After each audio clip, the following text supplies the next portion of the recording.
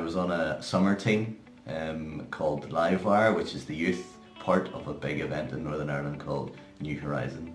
As a team, we had decided that we would meet early in the venue before we welcomed the 350 odd young people.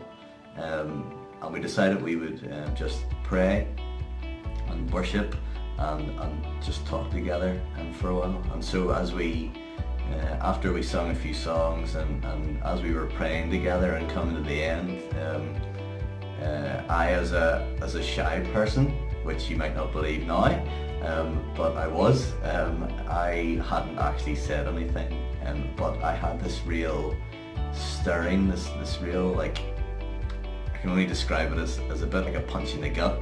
It was something that I knew I had to do, and I felt like I just had to pray for one of our team who had had a really bad back that week. And actually at that point, just before the prayer, little did I know that she was going to have to go home because she couldn't, she literally couldn't walk very far. She was being helped to walk by friends, and I just felt that we have to pray. So actually the prayer had broken up, and I got the bravery from somewhere to call everyone back and say we have to pray for Laura. So I said a really simple prayer, really super simple, and we broke up again. Laura didn't seem to improve any, and needed help to get out of the room to go to the loo. And a couple of minutes later, the doors burst open. And Laura came back in, and she didn't just come back in like a quiet sort of limping way as she'd gone out.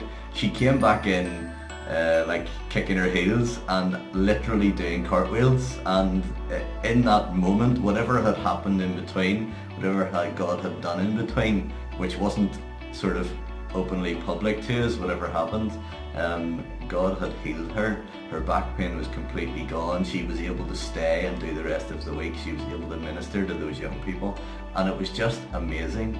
But you know what? The funny thing is that years went by and I almost stopped believing that it had happened. I almost got to the point where I convinced myself that I'm not sure that actually did happen. But I got to visit that team years later, and Laura happened to also be visiting that team, and we sat down at the same table and we locked eyes, and I went, "Do you remember that?" And there was no other really words than that, and she said, "Yes." And I said, "That really happened?" She said, "Yes, it's a big part of my testimony." And it was just an amazing moment to say God really did do it. God really did, and it's become a big part of her story, a big part of my story, and a big part of God's story, although it doesn't seem big maybe.